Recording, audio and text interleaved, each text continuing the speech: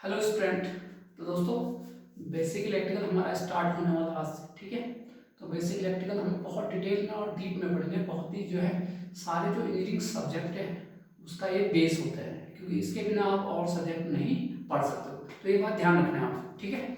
तो आपको क्या करना है, यहाँ देखिए, आपको क्या करना है। सबसे पहले आपके पास जो कॉपी है, कॉपी होगा आपके पास। उस कॉपी में देखिए आपके पास ऐसे होंगे, यहाँ देखिए ये कॉपी। इस कॉपी का जो ये पेज है, इसमें आपको लिखना है इंडेक्स यानी कंटेंट्स। इसमें आप चैप्टर, और यहाँ से आपका चैप्टर शुरू होगा, ठीक है। तो यहाँ एक पहले में तो आप अपना नाम लिखोगे, दूसरे में आपको इंडेक्स लिखना है, यहाँ पर चैप्टर का नाम क्या क्या होगा, और यहाँ से आप लिखना शुरू करोगे, ठीक। ये बात तो होगी। तो सबसे पहले उस वाले पेज में लिखिए इंडेक्स। इंडेक्स टॉप हेडिंग रहेगा, ये आपका इंडेक्स रहेगा, ठीक है। और यहां पर लिखिए आप चैप्टर नंबर 01। ये है आपका चैप्टर नंबर फर्स्ट, और फर्स्ट चैप्टर का नाम है basic of electrical circuit.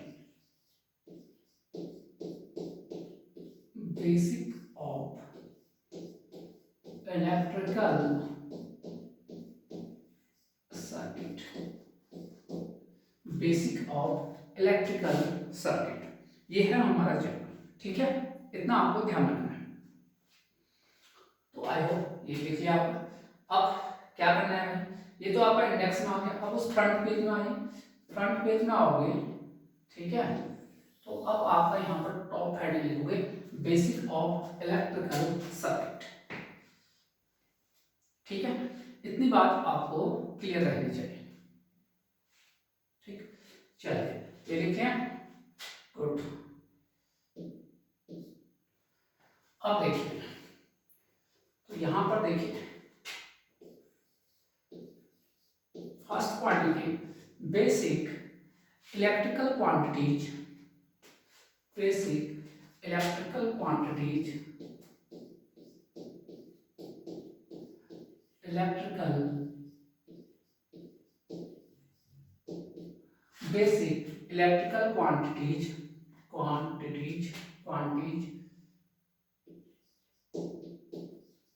Quantities basic electrical quantities निम्न होते हैं, निम्न होते हैं।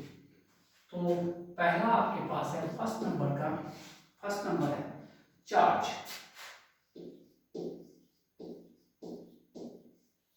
चार्ज यानी जिसे आप हिंदी में आवेश बोलते हैं, क्या बोलते हैं, आवेश। चार्ज को हम क्यू से रिप्रेजेंट करेंगे, और इसका जो मात्रक रहेगा, चार्ज का जो मात्रक रहता है वो तो आपको पता ही है, क्या होता है, कूलम।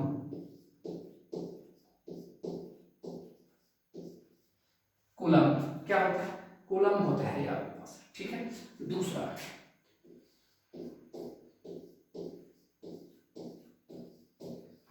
करंट, क्या था, करंट।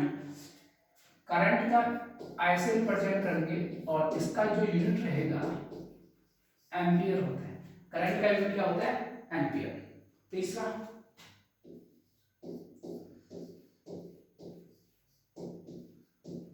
वोल्टेज। तीसरा क्या होता है, वोल्टेज। वोल्टेज को वी से रिप्रेजेंट करते हैं, और इसका यूनिट होता है वोल्ट।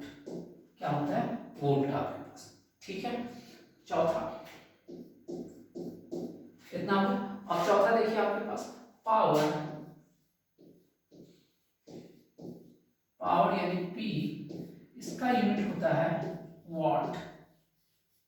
क्या होता है, वॉट आपके पास। नेक्स्ट आपके पास होता है एनर्जी। एनर्जी, एनर्जी को ई से दिखाते हैं, और इसका एनर्जी का मात्रक होता है जूल। क्या होता है, जूल। ये तो हो गया आपके पास ये चीजें, ठीक है भाई। इतनी बातें क्लियर समझ में आना चाहिए, ठीक। तो बेसिक इलेक्ट्रिकल क्वांटिटीज ये होते हैं, चार्ज होता है, करंट होता है, वोल्टेज होता है, पावर और एनर्जी।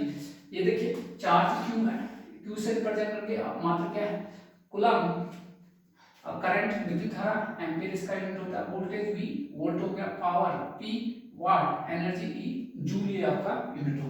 ठीक है भाई, इतनी बात आपको क्लियर कट समझ में आना चाहिए। तो टोटल हमारे पास कितने यूनिट है, 4, टोटल आपके 5 क्वांटिटी है बेसिक।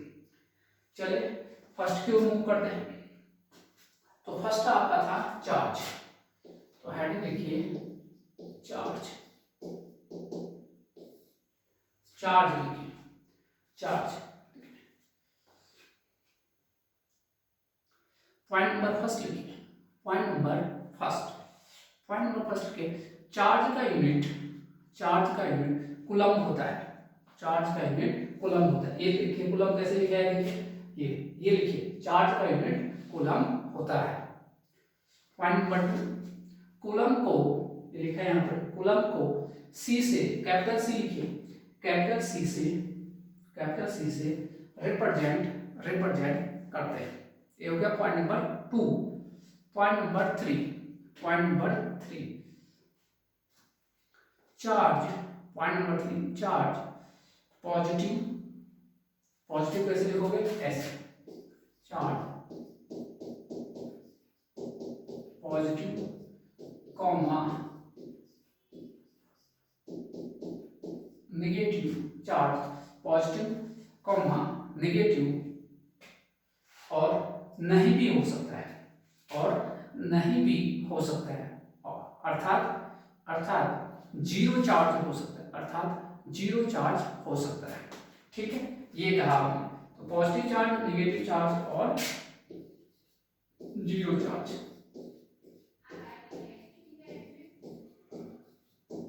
जीरो चार्ज ये भी कह सकते हैं। ठीक है भाई, यहां देखिए आपके पास, तो क्या कहा आपने कि आपके पास या तो जो चार्ज है प्लस क्यू हो सकता है, या माइनस क्यू, या माइनस क्या, क्यू। ठीक है भाई, ये हो सकता है, या बिल्कुल चार्ज नहीं हो सकता है। ठीक है, या no charge, no charge, no charge that is neutral, that is neutral. ये आपके पास है, तो बिल्कुल नोट करना है, या तो पॉजिटिव चार्ज होगा या नेगेटिव चार्ज या। अब समस्या ये है कि भाई हम लोग की ये पॉजिटिव चार्ज किस में होगा, नेगेटिव चार्ज और नो चार्ज, यानी कोई न्यूट्रल किस में रहेगा, कोई आवेश रहेगा।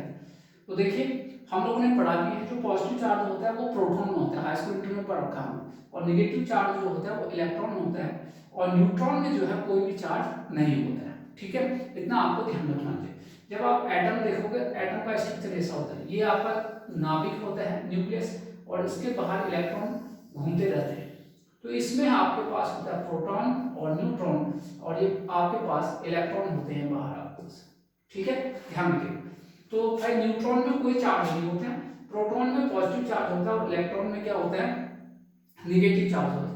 अब देखिए अगर आपको कोई नाभिक का चार्ज पूछे, भाई बताओ नाभिक में क्या चार्ज है, तो कहोगे इसका तो चार्ज जीरो है, जो जो इसका चार्ज होगा वही चार्ज आपका नाभिक का होगा। तो इसका चार्ज क्या है, पॉजिटिव, यानी प्रोटॉन का पॉजिटिव है, इसमें नाभिक का चार्ज भी कैसा होगा, पॉजिटिव होगा। ये आपको ध्यान रखना है। ठीक है, चलिए मूव करते हैं आगे, मूव करें। तो इतना लिखिए। अब देखिए, अब यहां देखिए भाई, अब फर्स्ट हेडिंग लिखिए, बिल्कुल 3 टाइप के आपके चार्ज हैं। फर्स्ट हेडिंग लिखिए, फर्स्ट पॉइंट बना के लिखिए, इनफैक्ट यहां पर लिखिए,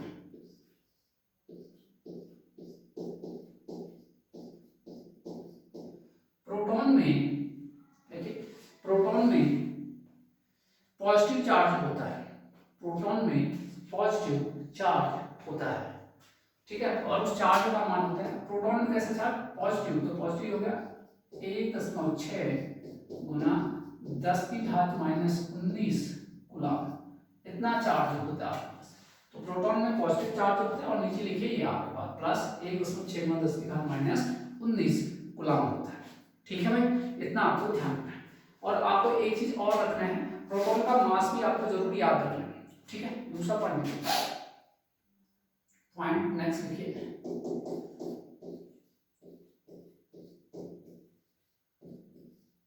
प्रोटॉन का मास, प्रोटॉन का मास, प्रोटॉन का मास 1.6 ये पूछता है भाई, बहुत बार पूछा है एग्जाम में, ठीक है, ये एग्जाम में। 1.67 इंटू 10 की पावर माइनस 27 kg होता है, kg होता है, ठीक है। अगर ग्राम में बदलना चाहो तो 1000 से क्या कर दीजिए आप, गुना कर दीजिए, तो क्या हो जाएगा 1.67 इंटू 10 की पावर माइनस 24 ग्राम।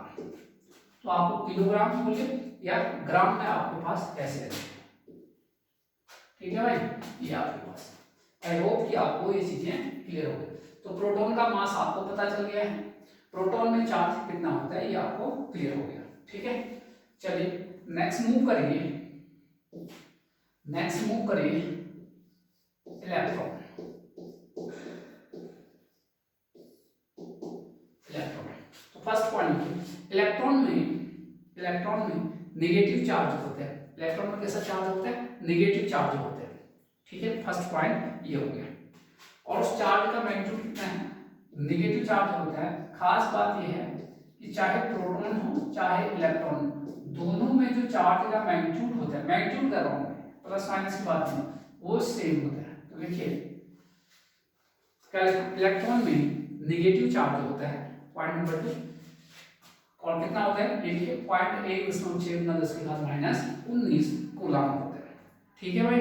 इतनी बात आपको क्लियर रहनी चाहिए। तीसरा पॉइंट, इलेक्ट्रॉन का मास, ये आइए बहुत बार पूछा गया, इलेक्ट्रॉन का मास 1.91 इंटू 10 की पावर 1.91 इंटू 10 की पावर माइनस 31 kg। अगर इसको आप ग्राम में बदलोगे तो 1000 से क्या करोगे, इंटू करोगे, 10 की घात माइनस 28 ग्राम होता है। 1.91 इंटू 10 की पावर माइनस 28 ग्राम होता है, ठीक है भाई। इतनी बात आपको ध्यान रखना, ठीक है, ध्यान रखिए। इतनी तो आपको समझ में आ गया है। इलेक्ट्रॉन को आपको ऐसे लिखना है, ई से लिखना है, ऊपर कभी कभी ये लिख रहे हैं, ठीक है। ये ऊपर लिखने का, माइनस लिखने का मतलब है इलेक्ट्रॉन में नेगेटिव चार्ज है। कैसे चार्ज है, नेगेटिव चार्ज, ठीक है। अब एक ही समझ में आ गया, तो यहां से नॉट पॉइंट आ गया समझ में। नॉट पॉइंट क्या समझ में आया कि भाई चाहे आपका इलेक्ट्रॉन हो या प्रोटॉन हो, जो दोनों में जो चार्ज का मैग्नीट्यूड है, मैग्नीट्यूड का मतलब ना प्लस से मतलब है ना माइनस से मतलब, ओनली मैग्नीट्यूड, प्लस माइनस को हटा दीजिए। तो इलेक्ट्रॉन या प्रोटॉन में जो चार्ज का मैग्नीट्यूड है वो सेम होता है। लिखिए फिर नोट करिए, इलेक्ट्रॉन तथा प्रोटॉन में, नोट लिखिए, इलेक्ट्रॉन तथा प्रोटॉन में चार्ज का मैग्नीट्यूड, मैग्नीट्यूड कैसे लिखोगे भाई, ऐसे लिखोगे, चार्ज का मैग्नीट्यूड, चार्ज का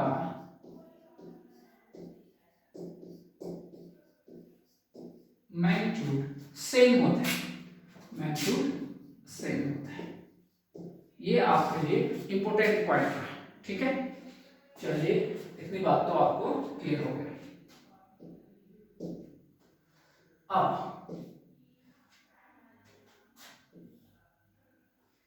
अब नेक्स्ट है, लिखिए न्यूट्रॉन। न्यूट्रॉन, न्यूट्रॉन तीसरा जो आपके पास है, ठीक है। तो न्यूट्रॉन में क्या है, कोई भी चार्ज नहीं होता है। देखिए न्यूट्रॉन में कोई भी चार्ज नहीं होता है, न्यूट्रॉन में कोई भी चार्ज नहीं होता है, ठीक है। अर्थात जीरो चार्ज होता है, कोई चार्ज नहीं मतलब कितना चार्ज, जीरो चार्ज होता है, अर्थात जीरो चार्ज होता है, अर्थात जीरो चार्ज होता है, ठीक है भाई, जीरो चार्ज होता है, जीरो चार्ज होता है, जीरो चार्ज होता है। सुना भी होगा न्यूट्रल क्या, न्यूट्रॉन क्या होता है, उदासीन होता है, ये न्यूट्रल होता है। नेक्स्ट देखिए, अर्थात न्यूट्रॉन जो है आपका ये न्यूट्रॉन है, न्यूट्रॉन क्या होता है, न्यूट्रल होता है। न्यूट्रॉन क्या होता है, न्यूट्रल होता है, उदासीन, न्यूट्रल यानी उदासीन होता है, नो चार्ज, कोई भी चार्ज नहीं। अब आपके कुछ की पॉइंट यहां से लिखिए, की पॉइंट लिखिए,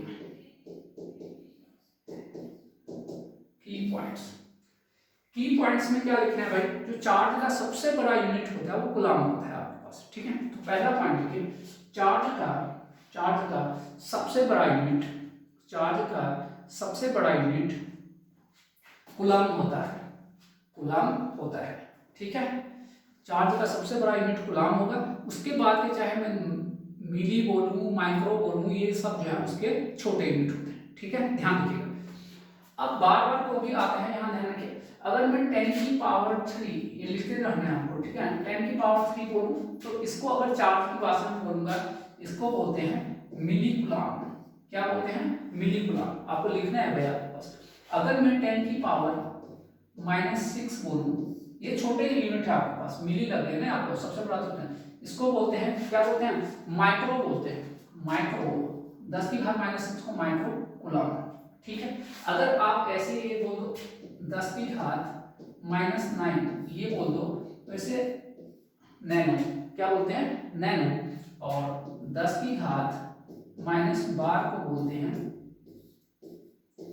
पीको कूलम, ठीक है। तो ये आपको नोट करने हैं, आपको पास ध्यान रखिएगा, ये चीजें आपको ध्यान रखिए। तो क्या कहा कि भाई चार्ज का जो सबसे बड़ा यूनिट होता है कूलम होते हैं, बाकी जो यूनिट है आपके पास, बाकी जो यूनिट है चार्ज का सबसे बड़ा यूनिट तो कूलम है, बाकी जो यूनिट होते हैं स्मॉल यूनिट है। लेकिन ये पूछा जाता है मिली कूलम आता है क्वेश्चन में, तो उसका मतलब आपको समझ में तुरंत आ जाता है। 10 की घात -3 माइक्रो कूलम आता है तो आपको 10 की घात -6, नैनो कूलम आता है तो 10 की घात -9, पीको कूलम होता है तो 10 की घात क्या आएगा, -12 आता है।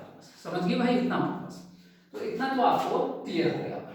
अब नेक्स्ट हेडिंग आपको लिखना है, नेक्स्ट हेडिंग आप लिखिए, नेक्स्ट हेडिंग लिखिए conservation of charge.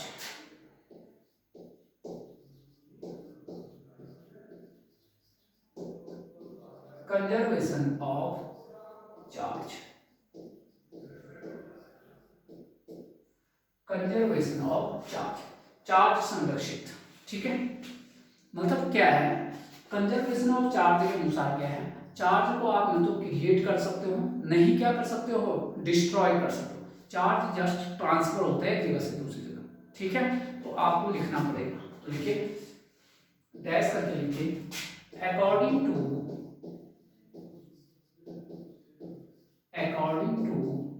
Conservation of charge,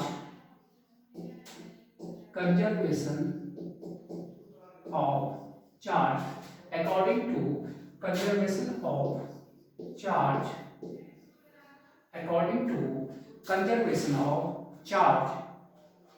तो क्या स्टेटमेंट दिया है इसने, डबल इन्वर्टेड कॉमा में, यहाँ देखिए पेन भी मैं चेंज कर दे रहा हूं, क्या कहा है जरा देख लीजिए। इसने कहा है चार्ज कैन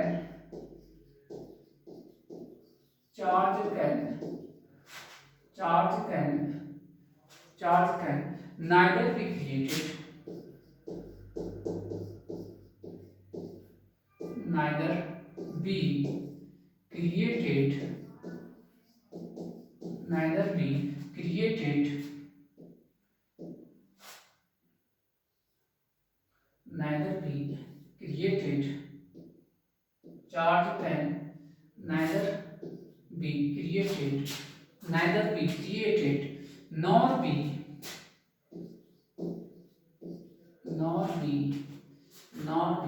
destroyed,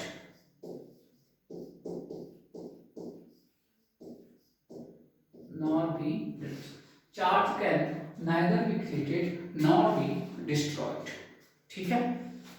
तो कर क्या सकते हैं भाई, ना तो क्रिएट कर सकते हो, नहीं डिस्ट्रॉय कर सकते हो। इसका मतलब है चार्ज को केवल आप ट्रांसफर कर सकते हो। तो यहां पे लिखिए, charge can be only, charge can be only, charge can be only transferred, transfer कर सकते हो इसको, ट्रांसफर, चार्ज को आप केवल क्या कर सकते हो, ट्रांसफर कर सकते हो, ठीक है। अब दूसरा ध्यान रखिए, जो चार्ज जब आप ट्रांसफर कर रहे हैं, ट्रांसफर एक जगह से दूसरी जगह जा रहा है, मूवमेंट कर रहे हैं, यानी चार्ज के मूवमेंट के बेस पर ही आप जो है करंट के डायरेक्शन का निर्धारण कर सकते हैं। क्या कहा हमने यहाँ पर लॉ क्या कह रहा है, चार्ज को केवल आप ट्रांसफर कर सकते हो। इसका मतलब चार्ज क्या करेगा, एक जगह से दूसरी जगह क्या करेगा, मूव करेगा। तो उसी के बेस पर, चार्ज के मूवमेंट के बेस पर ही जो है हम लोग करंट के डायरेक्शन का क्या करते हैं, डिटर्मिनेशन करते हैं। क्लियर हो गया इतना? ठीक, तो यहाँ पे लिखिए चार्ज के मूवमेंट के बेस पर ही, चार्ज के मूवमेंट गति करना, इधर से जो है ना, उधर से मूवमेंट के बेस पर ही करंट का डायरेक्शन डिसाइड को आप लिखिए डिटरमाइन, ऐसे डिसाइड ब्रैकेट में लिखने वाले हो, डिटरमाइन डिसाइड ब्रैकेट में लिखिए, डिटरमाइन किया जाता है। ठीक है भाई, याद रखो। कहना क्या चाहता हूं यहाँ पर, देखिए कहना ये चाहता हूं मैं भाई कि अगर आपका ये देखिए भाई, चार्ज आपका दो डायरेक्शन में मूव कर सकता है, या तो यहाँ जा सकता है या यहाँ जा सकता है। तो अगर एक डायरेक्शन को तुम पॉजिटिव मानोगे तो दूसरे को ऑटोमेटिकली क्या मानना पड़ेगा, नेगेटिव। चलो अगर मैं यहाँ पर मान लेता हूँ ये डायरेक्शन, अगर मेरा चार्ज मूव कर रहा है इस डायरेक्शन में, अगर पॉजिटिव मान रहा हूँ तो इसका मतलब ये वाला डायरेक्शन मेरा ऑटोमेटिकली क्या हो जाएगा, नेगेटिव हो जाएगा। ठीक है, यही तो होगा ना। अगर आपने उसको पॉजिटिव माना है उस डायरेक्शन को, तो ये डायरेक्शन तो इसका टोटली उल्टा है, तो क्या हो जाएगा, नेगेटिव। ठीक है, तो अब देखिए चार्ज एक यहाँ मूव कर रहा है, एक यहाँ मूव कर रहा है, तो और इसी चार्ज के बेस पर ही हमें जो है करंट का जो डायरेक्शन है वो निर्धारित करना है। क्योंकि रेट ऑफ चेंज ऑफ क्या करते हैं हम, चार्ज ही आपका क्या कहलाता है, करंट कहलाता है। ठीक है, तो आपके पास ये होगा। अब यहाँ देखिए आपके पास, अब इस डायग्राम से क्या पता चलता है, बनाते रहते हैं डायग्राम को। ठीक, इस डायग्राम से क्या स्पष्ट पता चल रहा है कि जो current will be positive direction और इन अपोजिट ऑफ।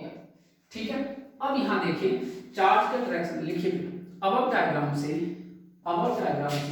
स्पष्ट है, अब डायग्राम से स्पष्ट है, the direction of current will be, the direction of current will be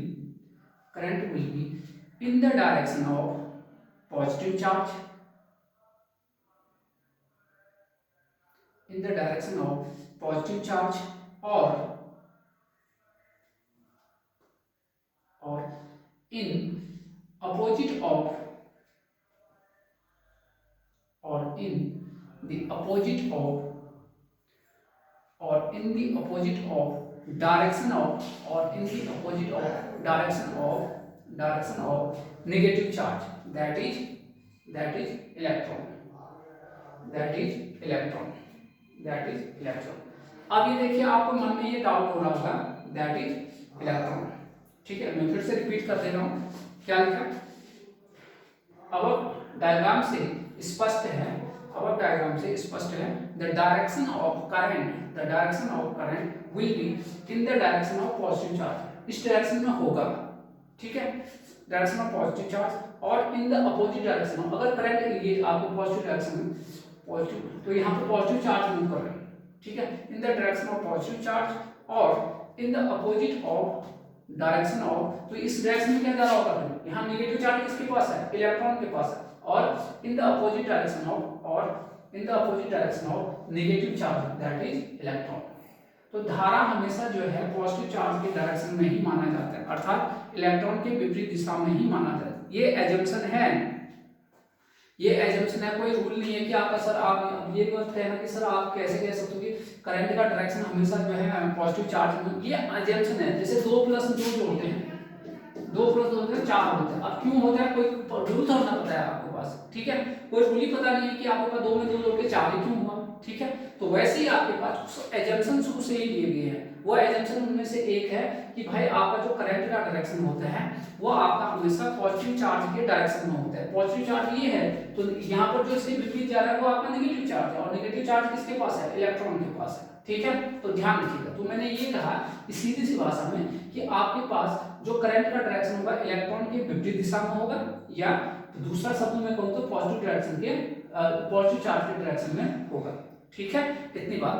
अब सबसे खास बात क्या है जो मोबिलिटी होती है, आपको मैं इलेक्ट्रॉनिक्स में पढ़ाऊंगा, जो मोबिलिटी होते हैं इलेक्ट्रॉन की जो है वो ज्यादा होता है प्रोटॉन की तुलना में, ठीक है, तो ध्यान रखिएगा। तो यहाँ पर एक नोट पॉइंट मुझे लिखना पड़ेगा, यहाँ पर आपको, ये बहुत बार पूछा गया क्वेश्चन है, क्योंकि आपके पास भाई मूव करने वाले क्या है, ये पॉजिटिव चार्ज है, ये नेगेटिव चार्ज है, पॉजिटिव प्रोटॉन है और नेगेटिव क्या है, इलेक्ट्रॉन है। तो कभी कभी बहुत बार एक क्वेश्चन पूछा गया है कि जो मोबिलिटी होते हैं वो किसका ज्यादा होता है, ध्यान देखिए, तो लिखिए मोबिलिटी ऑफ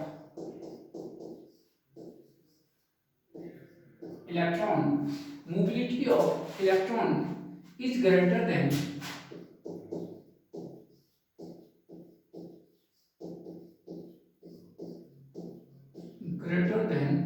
प्रोटॉन। तो प्रोटॉन से ये ज्यादा मोबिलिटी होती है, ऐसा है। तो आप ऐसा क्यों, जरा वो भी देख लेते हैं। यहां देखिए, यहां हम लोग देखते हैं जरा, ठीक है भाई, इतना आपको ध्यान रखिए। ऐसा इसलिए है क्योंकि जो प्रोटॉन का मास है, प्रोटॉन का जो मास है वो ज्यादा होने वाला है, प्रोटॉन का जो मास है वो ज्यादा होते हैं किसकी तुलना में, इलेक्ट्रॉन की तुलना में, ठीक है, तभी आपका जो इलेक्ट्रॉन की जो मोबिलिटी है प्रोटॉन की तुलना में क्या है, ज्यादा है, ठीक है। आपको मास लिखाया गया है अभी आपके पास, ठीक है, तो आप कहोगे सर प्रोटॉन का मास ज्यादा होता है किसकी रेस्पेक्ट में, इलेक्ट्रॉन की रेस्पेक्ट में, इसलिए जो है इलेक्ट्रॉन की मोबिलिटी ज्यादा है प्रोटॉन, तभी इलेक्ट्रॉन। देखिए एक मोटा आदमी है, एक पतला आदमी है, कौन ज्यादा फास्ट भागेगा, ऑब्वियसली पतला, तो मास किसके पास ज्यादा है, प्रोटॉन के पास, ठीक है, इतना आपको ध्यान रखना चाहिए। चलिए नेक्स्ट की ओर,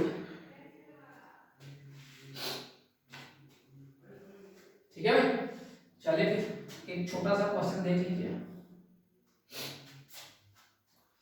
एक क्वेश्चन लिखिए, how much charge is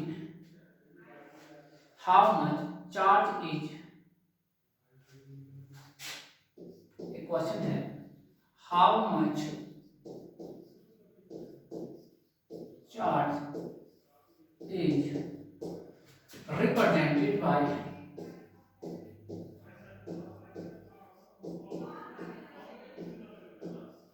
how much charge is represented by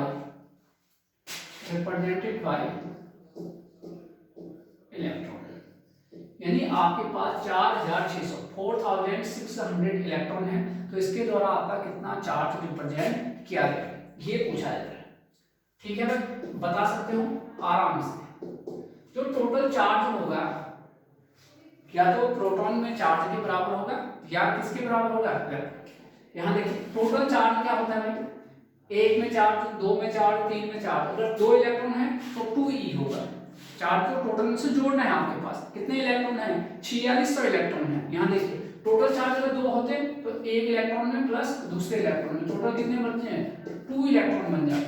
अगर तीन होते तो मैं क्या लिखता, एक इलेक्ट्रॉन का चार्ज प्लस दूसरे इलेक्ट्रॉन का प्लस तीसरे इलेक्ट्रॉन का टोटल कितना बन जाता, 3 इलेक्ट्रॉन बन जाता। ऐसे आपके पास 4 इलेक्ट्रॉन होते तो आप कहते सर ये होते 4 इलेक्ट्रॉन के चार्ज, तो आपका 4। तो यहाँ से आपको एक छोटा सा कुछ फॉर्मूला दिख रहा है, वो फॉर्मूला ये दिख रहा है कि टोटल जो चार्ज है, यहाँ देखिए अगर 4 है तो 4 आ गया, 3 है तो 2, मैं यहाँ पर एक नंबर लिख देता हूँ, अब ये 2 3 ना लिखे, एक छोटा सा n लिख दो, यहाँ पर ये n बताएगा टोटल कितने नंबर ऑफ इलेक्ट्रॉन है, और दूसरा आपके पास e बताता है एक में कितना चार्ज है, तो टोटल इलेक्ट्रॉन हो गया। आई होप कि आपको ये छोटा सा कॉन्सेप्ट समझ में आ गया होगा। तो अब मेरे जनरल कि टोटल जो चार्ज होता है n इंटू ई होगा, n इंटू ई होगा। देखिए कितना सुंदर सा कॉन्सेप्ट है आपके पास, ठीक है, तो ध्यान रखिए। और मैंने आपको बताया कि एक इलेक्ट्रॉन में जो चार्ज होता है वो क्या होता है, नेगेटिव चार्ज होता है, -19 कूलम। यहाँ पर टोटल नंबर ऑफ चार्ज कितने हैं, n का मान है कितने हैं, 46, कितने हैं 46। अब देखिए 1 रुपए के 2 टॉफी आएंगे तो 5 रुपए के कितना आएंगे, 5 2 जा 10, यानी एक से ज्यादा जब आते हैं तो उसको आपस में क्या किया जाता है, मल्टीप्लाई किया जाता है। तो यहाँ पर मुझे अगर नेट चार्ज निकालना है तो n का मान कितना है, 46, और ठीक है। आप यहाँ पर देखिए माइनस रख भी लीजिए या नहीं भी लीजिए, वैसे भी लास्ट में हम लिख लीजिए, लेकिन मैं रख लेता हूँ यहाँ पर क्योंकि माइनस ये शो कर रहा है कि इलेक्ट्रॉन की बात हो रही है। तो ये आ गया। आप इसको सॉल्व करिए, सॉल्व करोगे तो आपको जो है एक निश्चित वैल्यू मिलेगा, ठीक है। तो वो आपका आएगा, आप कैलकुलेशन करिए, आपके कैलकुलेटर मोबाइल में कैलकुलेटर है उससे करिए।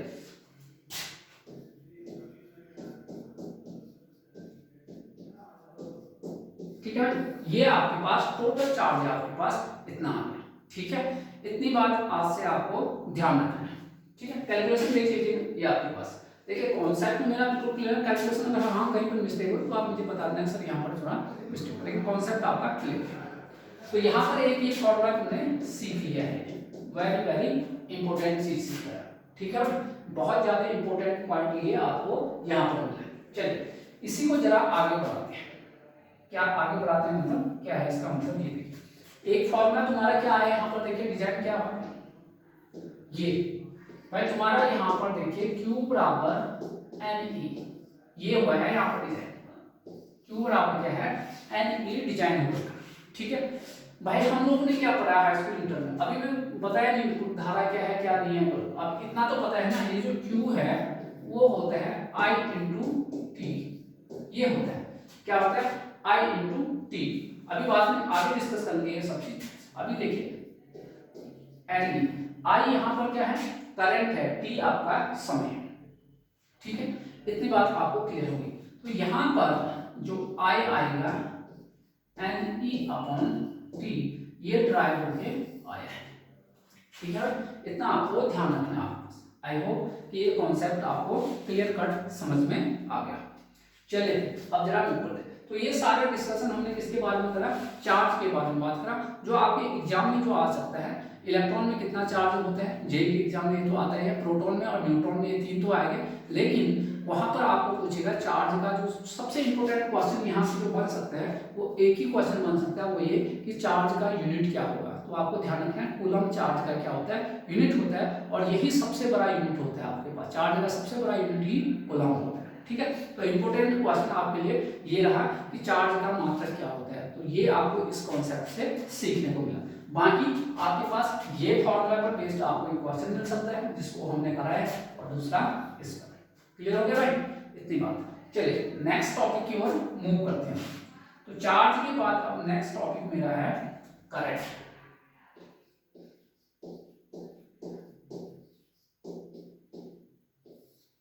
करंट हेडिंग लिखिए करंट। तो अभी आपको ध्यान में देखा होगा जो करंट का डायरेक्शन है आपके जो है पॉजिटिव चार्ज के डायरेक्शन में लिया जाता है, ये हमारा एजम्पशन होता है, स्टैंडर्ड रूल है आपके पास, अगर कोई कॉन्सेप्ट नहीं इसका, और ठीक है ध्यान रखिए। तो पहले मैं इसकी परिभाषा लिख लेता हूँ, ठीक। तो पहले परिभाषा लिखिए,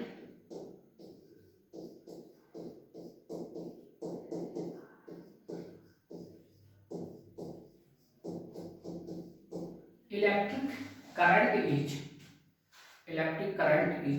the time of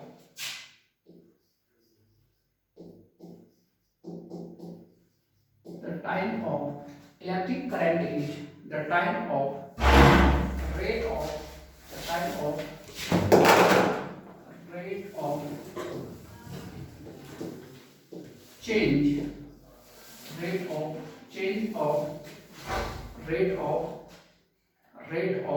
change charge, rate of change of charge,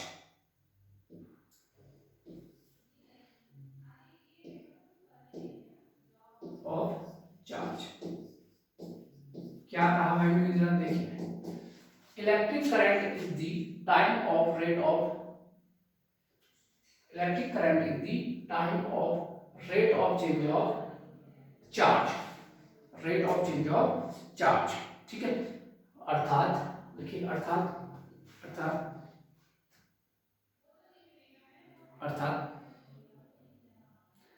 एकांक समय में, हिंदी में भी लिखाते हैं ताकि आपको बिल्कुल भी कहीं पर कंफ्यूजन, अर्थात एकांक समय में फ्लो होने वाला, फ्लो कैसे लिखोगे, होने वाला एकांक समय में फ्लो होने वाला चार्ज ही करंट को रिप्रेजेंट करता है। ठीक है, चलिए मैथमेटिकली इसका जरा एनालिसिस कर लेते हैं। मैथमेटिकली जरा इसका एनालिसिस, जो परिभाषा लिखा है जरा उसको देख लेते हैं। ठीक है, ध्यान। तो क्या है इलेक्ट्रिक करंट को आप दिखाओगे IT से।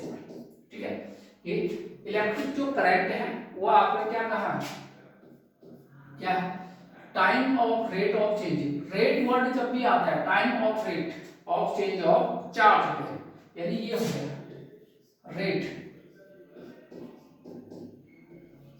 जब भी रेट वर्ड आता है वहां पर आप टाइम से क्या करते हो, डिवाइड करते हो। ठीक है, ये हो गया आपके पास। अब जरा इसका यूनिट भी देख लीजिए, यहां पर देखिए Q यानी चार्ज को, ये चार्ज का जो यूनिट होता है, वो क्या होता है, कूलम होता है। चार्ज का यूनिट क्या बताया था हमने, कूलम। और टाइम का यूनिट होता है सेकंड। और इसी कूलम बाय सेकंड को ही बोलते हैं एम्पियर। क्या बोलते हैं, एम्पियर। इसी कूलम बाय सेकंड को ही क्या बोलते हैं, एम्पियर बोला जाता है। ठीक है, इतनी बात आपको क्लियर रखना चाहिए।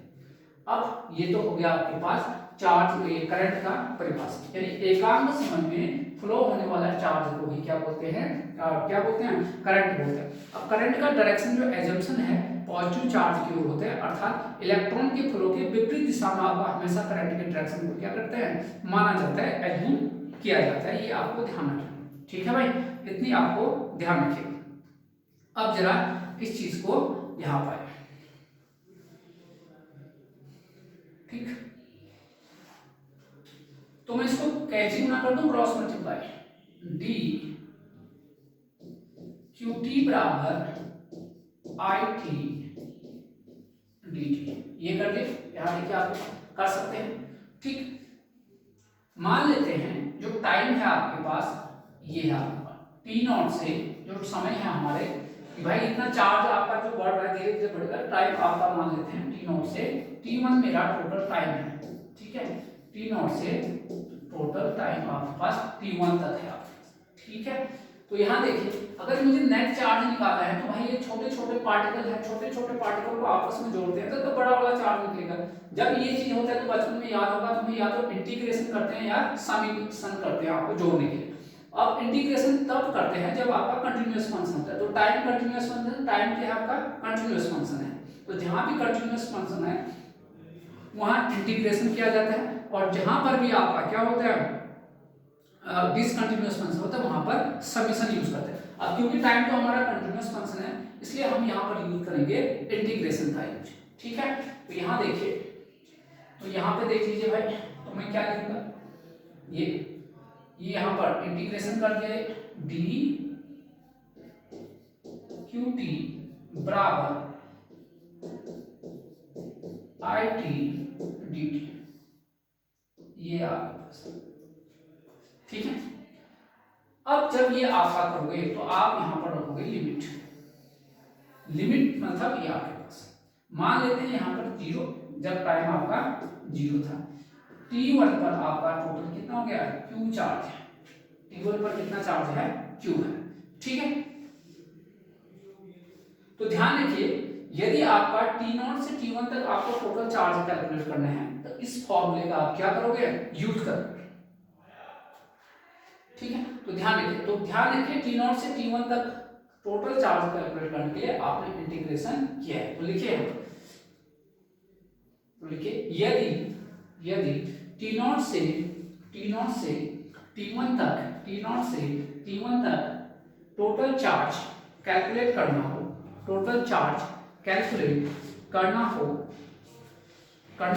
तो इंटीग्रेशन किया जाता है। तो क्वेश्चन कैसे फ्रेम हो सकते हैं, कुछ समय अंतराल दिया होगा, एक इतना और इतना, आपको टोटल चार्ज कैलकुलेट करना होगा, तो आपको डायरेक्टली क्या निकालना पड़ेगा, इंटीग्रेशन का यूज करना पड़ेगा। ठीक है भाई, इतना। चलिए आपको एक क्वेश्चन दिखा देते हैं और आपको ठीक है। यहाँ से आपको पूछा जाने वाला परिभाषा और साथ में ये चार्ज करंट का, ये एलएमआरसी में पूछा भी गया था एक बार क्वेश्चन पूछा था। पता है विद्युत धारा का ऐसा यूनिट क्या होता है, तो वो आपका होता है एम्पियर होता है। ये बहुत बार पूछा गया क्वेश्चन है एलएमआरसी में और एग्जाम में भी पूछा गया क्वेश्चन, इवन एई के एग्जाम में भी पूछा जाता है छोटे छोटे क्वेश्चन। ठीक है, ध्यान रखिए। चलिए भाई जरा एक क्वेश्चन आपको करके दिखाते हैं बहुत ही कॉन्सेप्ट के ऊपर।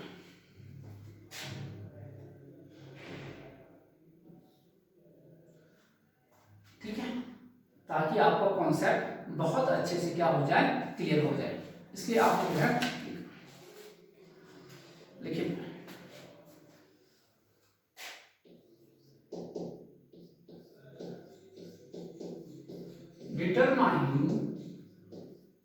determine the total charge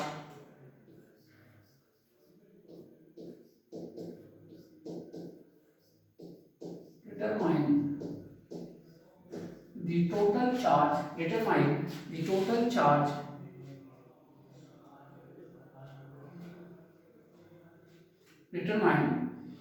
total charge between को ऐसे लिखते हैं determine the total charge between t बराबर 1 सेकेंड and t बराबर 1 सेकेंड and t बराबर 2 सेकेंड, इसके बीच में आपको टोटल चार्ज निकालना है। अब if total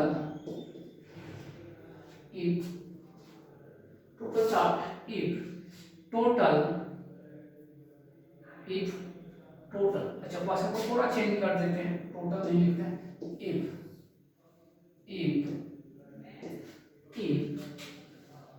current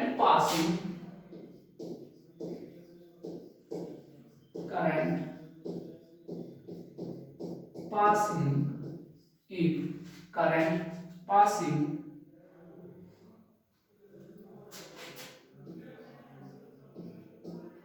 through the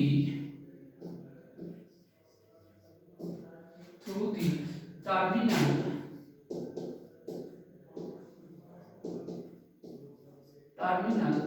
is I बराबर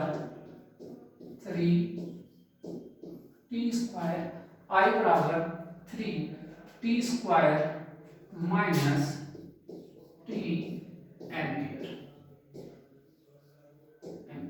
ये है आपके पास क्वेश्चन। आपको बताना है determine the total charge between t बराबर 1 सेकेंड एंड t बराबर 2 second if the current passing through the terminal is this. देखिए यहां पर एक वर्ड यूज किया गया है थ्रू वर्ड, तो आपको ध्यान रखना है। पहले सॉल्व करने से पहले कुछ चीजें देख लीजिए, क्योंकि ये फर्स्ट क्लास है, फर्स्ट क्लास में आपको बहुत कुछ सीखना है। देखिए अगर कोई आपके पास कोई एलिमेंट है, कुछ भी हो सकता है, रजिस्टर कैपेसिटर कुछ भी आपके पास इंडक्टर, तो अगर आपके पास करंट ऐसे फ्लो हो रहा है यहाँ से, तो इसके लिए जब किसी भी एलिमेंट से करंट फ्लो होता है तो उसके लिए वर्ड यूज किया जाता है थ्रू वर्ड। क्या वर्ड यूज किया जाता है? थ्रू। क्या वर्ड यूज करते हैं? थ्रू। किसी भी एलिमेंट से पास होने वाला करंट को बोलते हैं थ्रू। थ्रू एलिमेंट बोल गया, ठीक है। अब अगर यहीं पर वोल्टेज होता तो वोल्टेज के लिए वर्ड आज से यूज करोगे अक्रॉस, तो आपको ध्यान रखना है अक्रॉस द एलिमेंट। वोल्टेज के लिए हमेशा अक्रॉस वर्ड यूज करोगे और करंट के लिए क्या? थ्रू वर्ड यूज करोगे, ठीक है। ये तो हो गया नॉलेज की बात जो आपको हमेशा आपको दिखाई देगा। बहरहाल अब हम आपको क्वेश्चन की ओर आते हैं। भाई क्लियर हो गया इतना? चलिए अगर ये हो गया तो अब मैं इसको हटा दूंगा यहां से। तो ये है determine the total charge between t बराबर 1 सेकेंड एंड t बराबर 2 सेकेंड इफ द करंट। तो भाई देखिए यहां पर सॉल्यूशन। क्वेश्चन ये कह रहा है कि आपको टोटल चार्ज निकालना है, ठीक है, ध्यान रखिए। तो टोटल चार्ज निकालना है, टाइम इंटरवल दिया है, तो लिखने का स्टाइल आपको देखिए गिवन है। क्या गिवन है भाई? I का मान दिया है 3t² माइनस t, इतना एम्पियर आपको दिया है।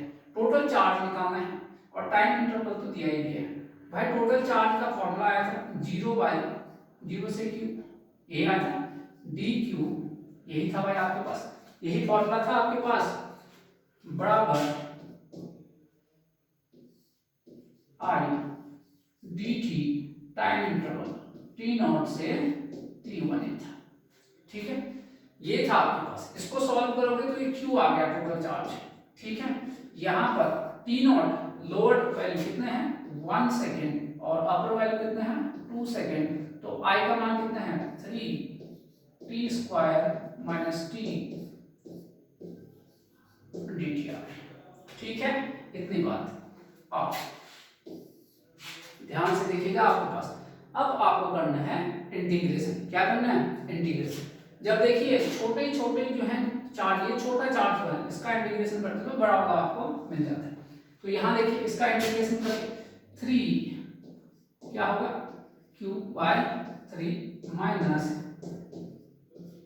ये हो गया, इंटीग्रेशन हो गया। आगे क्यू बराबर है आपके पास, इंटीग्रेशन की लिमिट है 1 और 3 से पहले 3 को कैंसिल कर दीजिए, क्यू बराबर टी क्यू लिखिए लिमिट। सबसे पहले अपर लिमिट करते हैं, यहाँ देखिए पहले मैं लिख लेता हूँ नहीं तो तुम लोग कंफ्यूजन करोगे, ठीक है।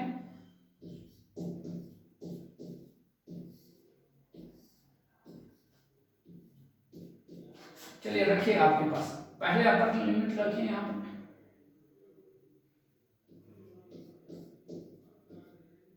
अपर लिमिट सब में रख लीजिए।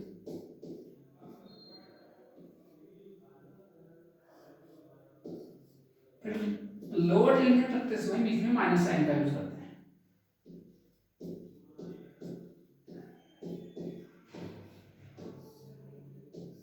ये आ गया, कैलकुलेशन देखो कितना हो गया 8 माइनस 2 से 1 कैंसिल हो गया तो 2 हो गया, माइनस क्या आ गया भाई यहाँ पर 1 माइनस 1/2, ये आ गया, ये है आपका नहीं, ठीक है भाई। इतना आपको क्लियर। अब जरा इसको हटा देते हैं, तो वहां से कितना आया है जरा देख लेते हैं। तो क्यू बराबर कितना गया 6 माइनस 1/2, 6 1/2, तो घटाओगे क्यू बराबर 6 माइनस 0.5, तो कितना गया क्यू बराबर कितना गया 5.5 कूलम आपका ये आंसर आता है, ठीक है। चलिए ये तो आपका कैलकुलेशन हो गया, पार्ट हो गया, ठीक है भाई। इतनी चीजें आप लोगों को यहां से पता चल गई। क्या क्या पता चला भाई, अभी तक आपको पता चला है क्या आवेश क्या होता है, वहां से पूछा जाने वाला क्वेश्चन, तीनों में कितना चार्ज होता है प्रोटॉन न्यूट्रॉन और इलेक्ट्रॉन में, और आवेश का मात्रा क्या होता है। दूसरा फॉर्मूला क्यू बराबर एन ई, बहुत इंपॉर्टेंट फॉर्मूला हो गया, उस पर बेस्ड एक प्रॉब्लम भी दिखाया था हमने। दूसरा आपका यहाँ पर विद्युत धारा का यूनिट क्या होता है, ये इंपॉर्टेंट रहा आपके लिए, और विद्युत धारा का फॉर्मूला ये आपके पास हो गया, और इंटीग्रेशन करके हम टोटल चार्ज को निकालते हैं, ठीक है। अब तो डिस्कशन को थोड़ा आगे बढ़ाते हैं। अब आपको अगर डिस्कशन को आगे बढ़ाना है, यानी आपको डिसाइड करना है टाइप्स ऑफ करंट के बारे में, टाइप्स ऑफ करंट। भाई आपने देखा भी होगा, करंट की बात कर रहा हूं मैं, करंट की बात चल रही है, अब पता भी होगा घरों में कैसा करंट फ्लो होता है, कैसा होता है पता है तुम लोगों को। एक बार एक जो है हमारे साथ की एक लड़की जो है, जब हम बीटेक कर रहे थे तो उसको ये पता नहीं था कि घरों में कौन सा करंट फ्लो हो रहा है, ठीक है। तो मैं नहीं चाहता कि आपके साथ ये समस्या हो, तो आपको बेसिक क्लियर रहना चाहिए आपके पास, ठीक। तो इतना तो नॉलेज होना चाहिए बीइंग एन इलेक्ट्रिकल इंजीनियर, ठीक, कि घरों में कौन सा करंट फ्लो होने वाला है, ये तो आपको क्लियर रहना चाहिए, ठीक, ठीक है ना, पता है नहीं है, एसी फ्लो आपको घर में रहने वाला है, ठीक है, ध्यान रखें। तो पहले बात करते हैं टाइप्स ऑफ करंट, मतलब करंट कितने टाइप के होने वाले हैं, ठीक है। कभी पूछा आपके पास, देखिए आपके पास करंट तो आपके दो टाइप का होता है, एक होता है एसी करंट और दूसरा है डीसी करंट।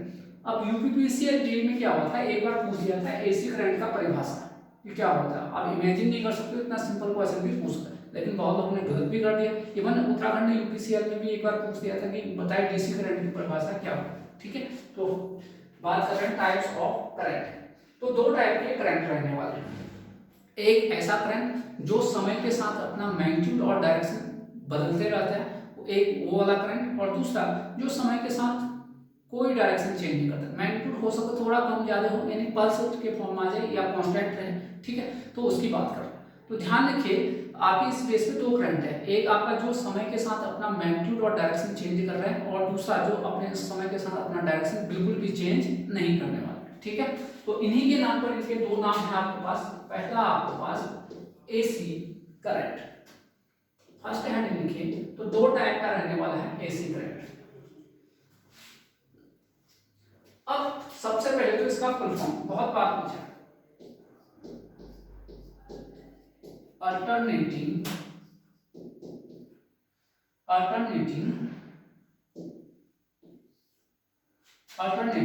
करंट।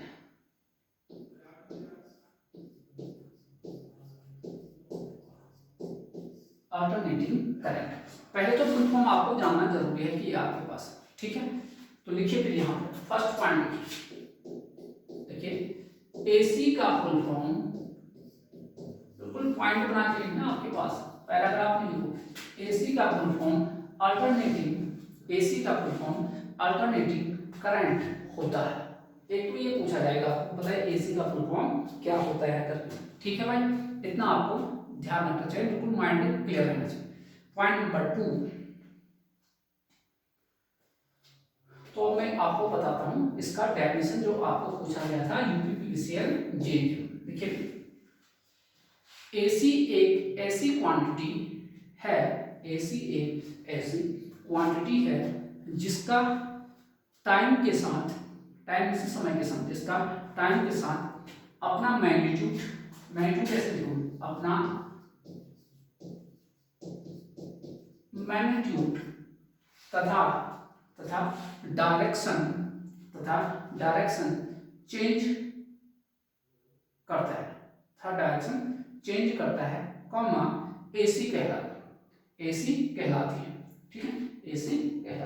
तो ये तो हो गया, तो मैग्नीट्यूड और दूसरा क्या लिखा आपने, डायरेक्शन, डायरेक्शन में दिशा, अगर ऐसा चेंज हो रहा है तो आपका ये होगा मैग्नीट्यूड और डायरेक्शन चेंज हो रहा है तो आप हो गए सर, ये आपका क्या है, एसी, ठीक है। चलिए अब आप देखिए फिर, तो देखिए मैं आपको एक एग्जांपल बताता हूं एसी में।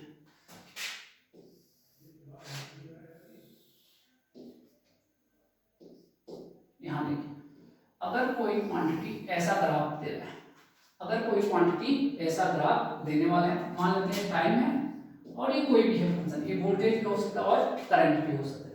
तो आप यहां से देखिए जैसे जैसे ये टाइम बढ़ रहा है, देखिए इसका मैग्नीट्यूड क्या हो रहा है, पहले कम था फिर चेंज बढ़ने लग गया, फिर बढ़ने लग गया, फिर बढ़ा यहाँ तक, फिर उसके बाद टाइम और आगे बढ़ा तो टाइम घटने लग गया।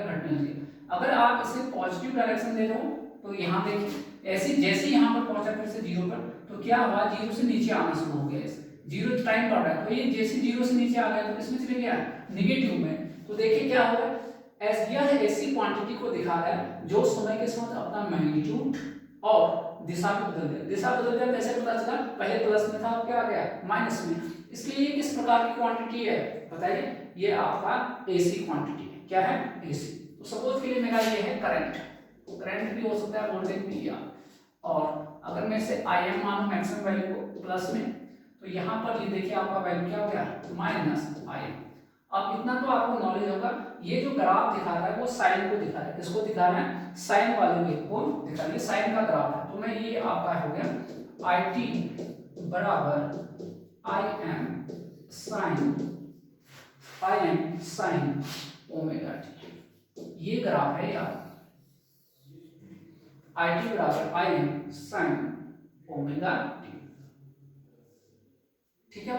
तो क्या कहा आपने, एसी वो क्वांटिटी है जो समय के साथ अपना मैग्नीट्यूड था डायरेक्शन चेंज करता है। देखिए मैग्नीट्यूड तो आपको दिख ही रहा है, कभी कम हो रहा है, ये देखिए कम था फिर ज्यादा हुआ फिर घटने लग गया, लेकिन डायरेक्शन में कैसे, पहले प्लस में था फिर माइनस में, ठीक है। तो यहाँ देखिए इस वाले वेव फॉर्म से क्या पता चल रहा है कि इस वेव फॉर्म में मैग्नीट्यूड भी और डायरेक्शन भी दोनों चेंज हो रहा है, इसलिए किस क्वांटिटी को रिप्रेजेंट कर रहा है, एसी क्वांटिटी को रिप्रेजेंट कर रहा है। तो लिखिए आपके पास नोट करके लिखिए, नोट करके लिखिए, दिए हुए करंट के वेवफॉर्म में, दिए हुए करंट के, ये करंट के आप वोल्टेज भी लिख सकते हो, दिए हुए करंट के वेवफॉर्म में डायरेक्शन तथा मैग्नीट्यूड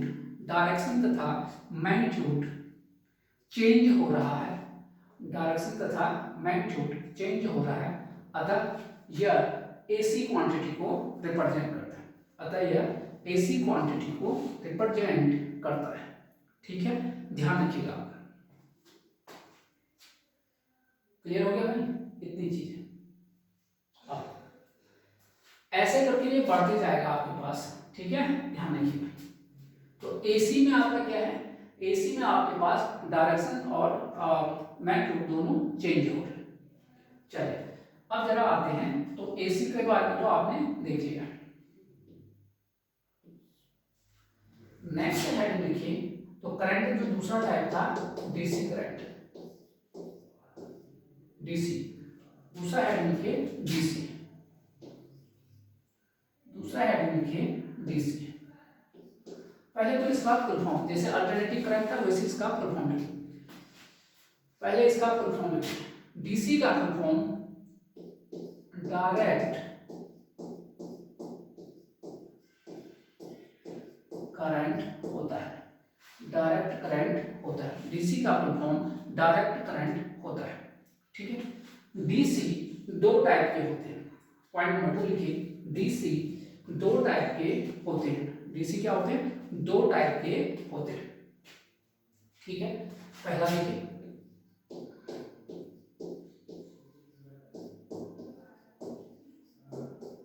एक तो है आपका कांस्टेंट डीसी, फर्स्ट लिखिए कांस्टेंट डीसी, तो डैश करके लिखिए, कांस्टेंट डीसी ऐसी क्वांटिटी है, कांस्टेंट डीसी ऐसी क्वांटिटी है जिसका मैग्नीट्यूड तथा डायरेक्शन, जिसका मैग्नीट्यूड तथा डायरेक्शन चेंज नहीं होता है, चेंज नहीं होता है, तभी तो नाम है इसका कांस्टेंट डीसी।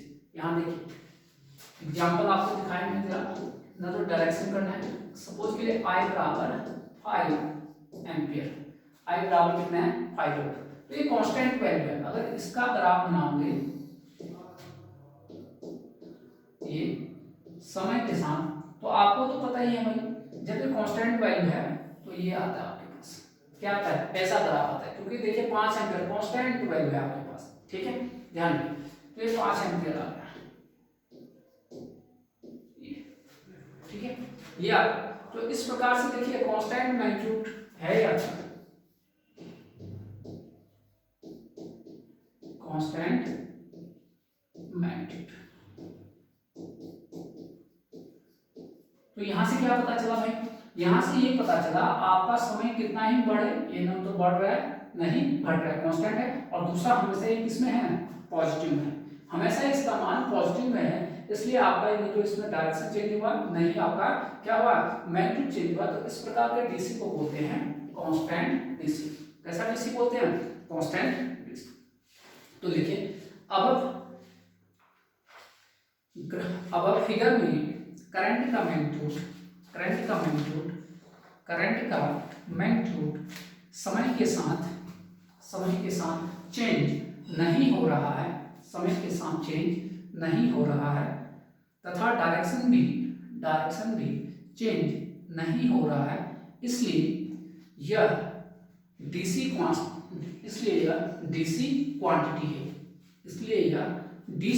क्वांटिटी है, अर्थात कांस्टेंट मैग्नीट्यूड वाला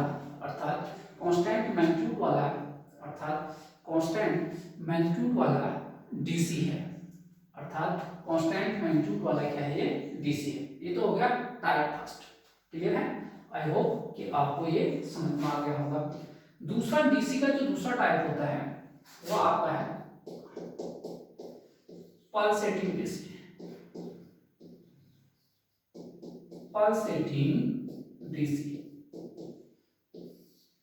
जो आपका दूसरा डीसी होता है वो पल्सेटिंग यानी पल्स के फॉर्म में। पल्स क्या होता है भाई, पल्स वो होते हैं जो बहुत समय, कम समय के लिए क्या करते हैं, एग्जिस्ट करते हैं, बहुत कम समय के लिए जो एग्जिस्ट करते हैं वो आपके कहलाते हैं पल्स कहलाते हैं। ठीक है, इतनी आपको क्लियर रहना चाहिए।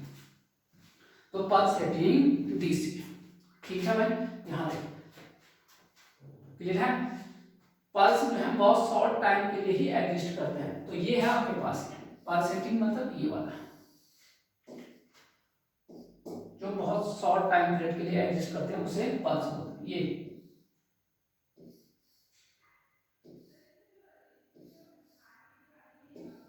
ये देखिए आप, इस प्रकार का जो डीसी है वो पल्स के फॉर्म में बहुत कम है। ये तो जूम करते हैं, ठीक है, नहीं तो इतना भी ज्यादा नहीं।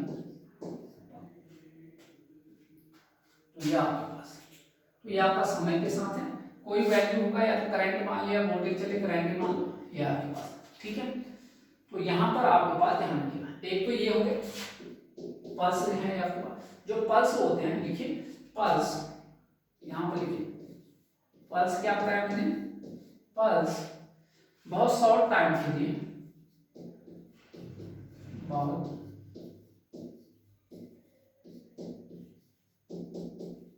शॉर्ट टाइम के लिए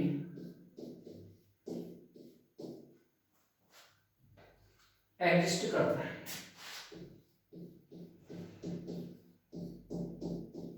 एग्जिस्ट करता है, पल्स बहुत ही शॉर्ट टाइम के लिए एग्जिस्ट करता है, ठीक है। दूसरा फॉर्म आपने क्या देखा होगा इसका, दूसरा फॉर्म ऐसा देखा होगा पल्सेटिंग का, भाई रेक्टिफायर है ना, जो रेक्टिफायर का आउटपुट आता है वो भी देखा होगा आपने, ठीक है। ये पल्स का ऐसे फॉर्म में भी देखा होगा तुमने, उसका ये भी आपके पास पल्सेटिंग नेचर का, किस नेचर का, पल्सेटिंग नेचर का है। टाइम मान लेते हैं करंट है या करंट मान लें, ठीक है, ध्यान रखें, क्लियर हो गया इतना, आपको ध्यान रखना है। तो भाई आपके पास इस प्रकार का डीसी भी दिखा सकते, एक तो कांस्टेंट मैग्नीट्यूड वाला और दूसरा पल्स के पल्सेटिंग नेचर, ये पल्स के फॉर्म आ रहे हैं, तो ये आपके पास है। लेकिन ध्यान रखिए डायरेक्शन कहीं चेंज है, आपको लग रहा था थोड़ा मैग्नीट्यूड जो है घट बढ़ रहा है इसलिए डिक्रीज, लेकिन डायरेक्शन कभी भी चेंज नहीं हो रहा। अगर आपने ऊपर प्लस माना है तो ये प्लस ही है आपके पास, प्लस ही है, कभी भी जो है डायरेक्शन चेंज नहीं हो रहा। डायरेक्शन चेंज कब होता है, प्लस से कहाँ आता माइनस, ठीक है, इतनी बात आपको क्लियर होगा। तो भाई ये तो हो गया हमारा क्या पल्सेटिंग और कांस्टेंट डीसी के बारे में। तो आपके पास हमने सीखा क्या, तो भाई नोट पॉइंट में देखिए कि भाई एसी जो होता है, जो एसी क्वांटिटी अल्टरनेटिंग करंट है, यहां पर दोनों वेरिएबल होते हैं, क्या भाई, मैग्नीट्यूड ये भी चेंज हो जाता है और डायरेक्शन।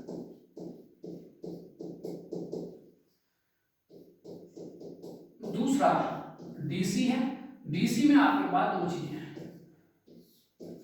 डीसी में आपके पास दो चीजें हैं, एक तो कांस्टेंट डीसी है, यहां पर न तो डायरेक्शन चेंज होगा न ही मैग्नीट्यूड,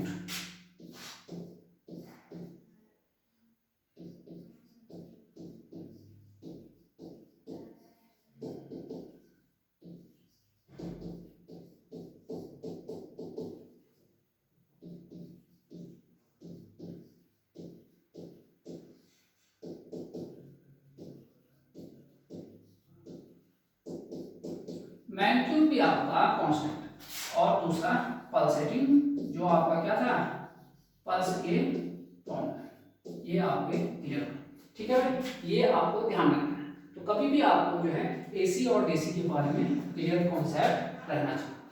अब यहाँ पर एक चीज बार बार आपको एक चीज परेशान करेगा कि भाई आपके पास फ्रीक्वेंसी या फ्रीक्वेंसी एक टर्म आने वाला है कि आपके पास ये चीजें हैं, ठीक है। तो यहां से ये पता चला एसी और डीसी के बारे में तो पता चलेगा। चलिए अब यहाँ पे देखिए नेक्स्ट हेडिंग, छोटा सा हेडिंग लिखिए फ्रीक्वेंसी की, फ्रीक्वेंसी।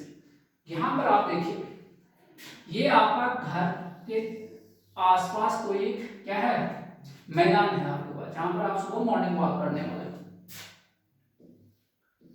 दो लोग अपने घर से निकले, ठीक है, यहां पर और यहां पर इनका घर है, ठीक है भाई, इतना आपको क्लियर हो गया। तो एक आदमी है एक ही है, तो इसने क्या किया ऐसे करके गया, चक्कर लगाया, चक्कर लगा रहा है, चक्कर लगा रहा है, ये आपके पास बिल्कुल चक्कर लगा है, ये वापस अपने घर को आ गया, ये है इसका घर, ठीक है। यहाँ से चला ये, यहाँ से, और यहाँ से चल के वापस यहाँ। दूसरा आदमी भी घर यहीं पे, यहाँ से चलाए, चलते गया और चलते गया और चलते गया, ठीक है। अब देखिए क्या हो रहा है, कहना क्या चाहता हूँ मैं, ये जो आदमी है, ये फर्स्ट वाला, ये जो है ये ग्राउंड के चक्कर लगा रहा है, ये चक्कर लगा रहा है और वापस आ रहा है, यानी क्या कर रहा है, अपना डायरेक्शन चेंज कर रहा है और मैग्नीट्यूड तो चेंज हो गया। आप बताएं, अगर ग्राउंड के चारों ओर चक्कर लगाते हो, जिस स्पीड से शुरू वाला जो आपका स्टेप रहता है, क्या उसी स्पीड से आपका बाद वाला स्टेप रहता है? नहीं, थक जाते हो, यानी आपका मैग्नीट्यूड क्या हो जाता है, कम हो जाता है। तो वही हाल इसका भी है, इसका डायरेक्शन बदल रहा है। देखिए पहले ये जाना था ऊपर, ये डायरेक्शन चेंज कर दिया, डायरेक्शन चेंज कर दिया, डायरेक्शन दिया, और मैग्नीट्यूड भी क्या होगा, चेंज। तो यहाँ पर देखिए डायरेक्शन और मैग्नीट्यूड दोनों चेंज हो रहा है। तो तुम बताओ मुझे, ये एसी हुआ या डीसी हुआ? ये हो गया एसी, उसके पास है, ये चलता गया और चलता गया। हाँ, मैग्नीट्यूड क्या होगा, कभी कम होगा कभी ज्यादा। पल्सेटिंग याद है, पल्सेटिंग डीसी, इसलिए तो दो टाइप के डीसी बताए थे। तो ये गया गया गया और गया, इसने कभी वापस आया नहीं, वापस आया नहीं था, इसका मतलब इसने डायरेक्शन चेंज ही नहीं किया। इसका मतलब ये बन गया आपका क्या, एसी, और ये बन गया आपका डीसी। तो ये एसी बन गया और ये डीसी बन गया। अब कहना क्या चाहता हूं, जरा ध्यान से सुनिएगा। हम लोगों ने क्या पढ़ रखा है, जो फ्रीक्वेंसी आवृत्ति होता है वो होता है एक सेकेंड में लगाए गए चक्कर की संख्या, नंबर ऑफ साइकिल बोलिए, या नंबर ऑफ रिवॉल्यूशन पर सेकंड इज कॉल्ड क्या, what, frequency, is called frequency. अब मुझे यहाँ आके बताओ तुम लोग, किसके पास फ्रीक्वेंसी हो सकता है? इसके पास कौन चक्कर लगा रहा है? ये लगा रहा है चक्कर, ठीक है। एक सेकंड में अभी एक चक्कर लगाया, हो सकता है कोई जो है फास्ट स्पीड से मूव करे, एक सेकंड में 50 चक्कर लगा दे, ठीक है। तो ये एसी वाला जो है चक्कर लगा रहा है, यानी रिवॉल्यूशन है इसके पास, लेकिन इसके पास कोई भी रिवॉल्यूशन नहीं है। तो अब मेरी बात को ध्यान से सुन लीजिए, बात तो ये सुन लीजिए कि जो एसी क्वांटिटी है उसके पास फ्रीक्वेंसी होता है, क्या होता है, फ्रीक्वेंसी। और जो डीसी है उसके पास कोई भी फ्रीक्वेंसी नहीं होता है, क्योंकि इसने नंबर ऑफ साइकिल पूरे करे ही नहीं। तो आज से आपको हमेशा सेट रहना चाहिए कि भैया एसी में फ्रीक्वेंसी होता है और डीसी में फ्रीक्वेंसी नहीं होता है, ये आप क्लियर कट समझ जाएगा, ठीक है। तो आपके पास ध्यान रखिए। तो फ्रीक्वेंसी का आप डेफिनेशन लिखिए, नंबर ऑफ साइकिल्स या रिवॉल्यूशन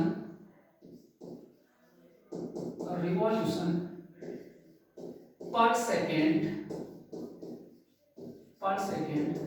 इज कॉल्ड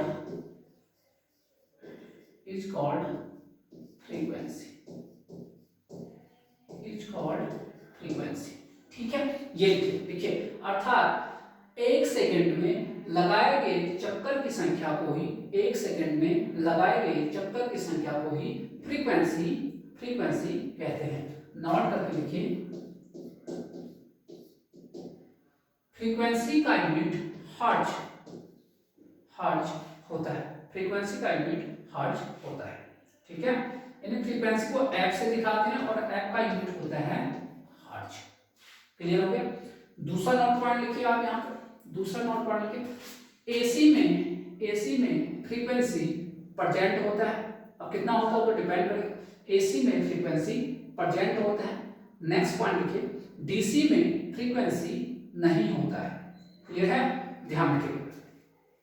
तो इसका मतलब क्या होगा, एफ एसी में फ्रीक्वेंसी होगा नहीं होगा, जीरो नहीं होगा, जबकि डीसी का फ्रीक्वेंसी हमेशा कितना होगा, जीरो होगा।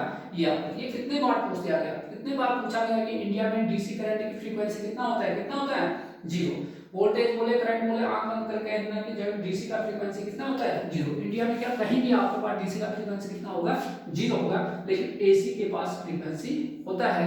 क्वेश्चन पूछा गया है, इंडिया में जो फ्रीक्वेंसी है, जो आपका स्टैंडर्ड है 50 है, यूएसए और जापान में हम लोग 60 हर्ट्ज लेते हैं, ठीक है। अभी मैं बताऊंगा तुम लोगों को 50 हर्ट्ज क्यों लिया है और 60 हर्ट्ज क्यों लेते हैं।